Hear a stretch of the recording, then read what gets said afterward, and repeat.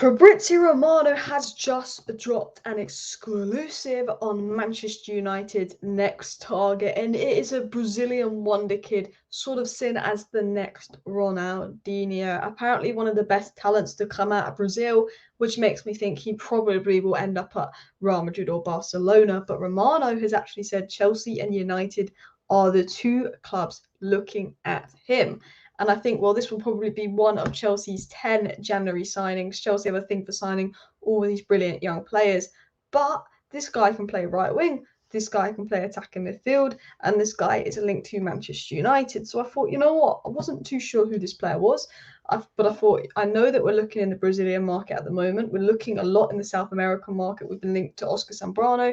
We've been linked to Marcos Leonardo. Manchester United have really started to explore the South American market again in the last year and a half. Ten Hag said, look, Ajax did this, and we did this in the past, and we missed out on the likes of Enzo Fernandez and Moises Caicedo. I know that United actively are exploring the South American market, so I've decided to do some research on this player that Manchester United might be signing, like I did research on Marcos Leonardo, and I'm really moved by what I see. I spoke to someone who watches a lot of South American football, and they said this guy is special. I'm not going to act like I watch loads of South American football, but I spent 2 hours doing research, watching video clips of him, reading articles on him, and I'm going to tell you a little bit about this player that we've been linked to. So I'm going to show you some of just the little bits of basics about this guy and a little bit of just info on him in general. Now it says here centre mid. He doesn't play as a centre mid. He literally plays like 90% of his games as a cam, an attacking midfielder, and the other percentage as a right winger and a second striker.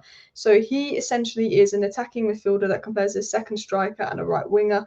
He's predominantly attacking midfielder. I guess Phil Foden, in terms of versatility, can play on the right, can play centre forward, but is an attacking midfielder. Now, statistically, as an attacking midfielder, 26 games, 14 goals, a goal every 0.73 goals per game is not too bad.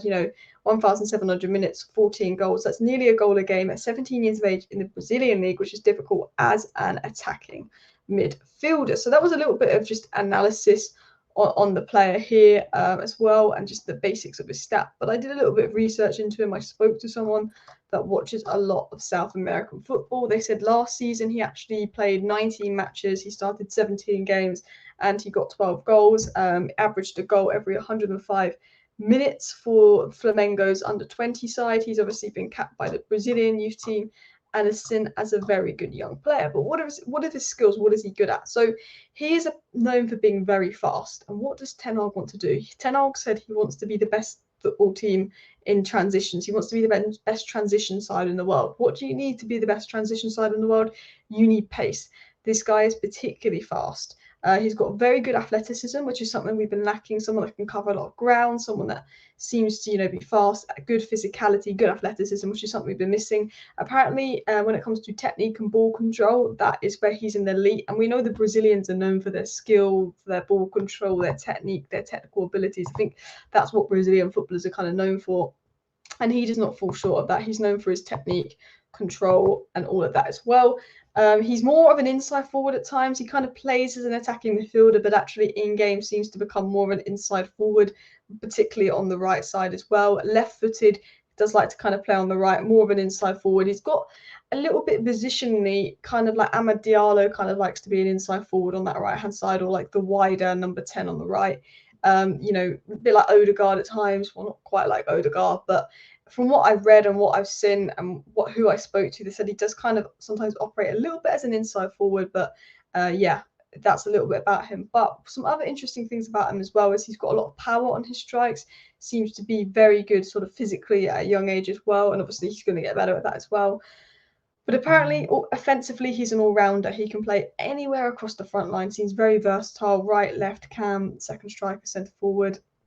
Obviously, right now, physical strength, power, natural fitness, he seems to have that, which is, again, something missing at United, but is also very agile. I think pace, his ability to change the pace, is seen as one of his best.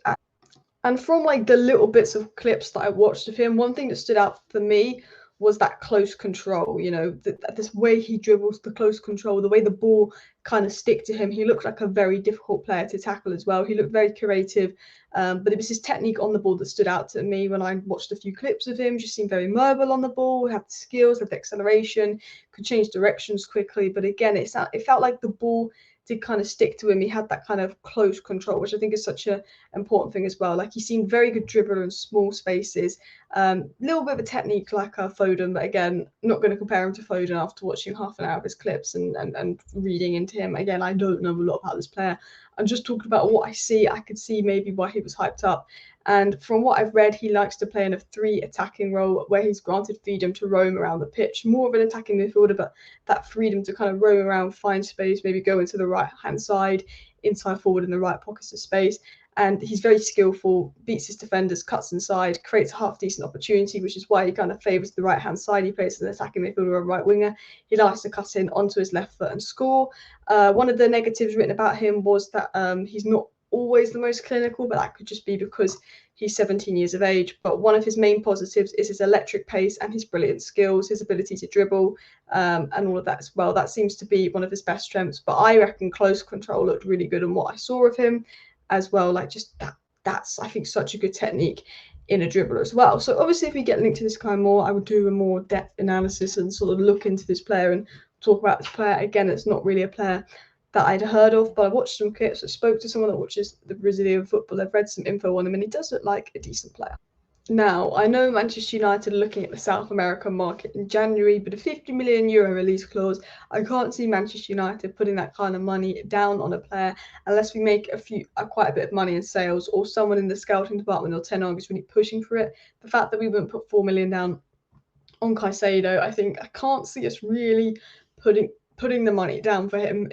In all honesty, I think it's something that could probably go to Chelsea, Real Madrid or Barcelona, because Manchester United spending money on a young player in South America, we haven't done that in a while. But a player that we reportedly are going to spend money on in January is Sousa, who's reportedly Manchester United's top target in the January transfer window. Now, look, I like this player. He's a brilliant, talented player, but his injury record is absolutely dreadful. And the one thing I kind of want to avoid is going in for injured players. I think, look, if Sancho goes and it's the option of him or no right winger, of course I'm going to go for him. And if we sign him, I'll be happy. I think he is a brilliant right winger. I think he's versatile. He's got loads of great attributes. But the one thing that worries me is his injury record. When you look at the situation we're in with injuries, I think that's something we've got to avoid. But it is very interesting that we're being linked to a lot of players. Obviously, apparently Sousa is our number one option to replace Sancho with. We've also been linked with Marcos Leonardo in attack. Recently, this young player that Romano's confirmed was scouting. The good thing about the player I was just talking about, Lorran, is that Romano's confirmed was scouting, that we're showing an interest in this guy. Obviously, Romano confirmed we were scouting the likes of Moises Caicedo, and we never ended up going for him. But maybe United have learnt their lesson from missing out on so many South American gems when this guy seems to be the most hyped out South America. Maybe United will try and go for this guy. We know that we kind of want sort of a young attacking midfielder, right wing kind of player. Maybe they will. Maybe they'll go for someone like Caicedo instead in January to replace Sancho. Who knows? I think with the transfer window, it's hard to really predict what's going to happen until we get nearer to January. And if our owners are still here, then I have a feeling it's going to be very little in January unless we sell, and depending what happens with Sancho. But with Sancho's wages, I think Sancho's going to be surprised at the limited clubs that go for him. Anyway, please do hit that like button, subscribe down below if you're new, share the video. Thank you for watching.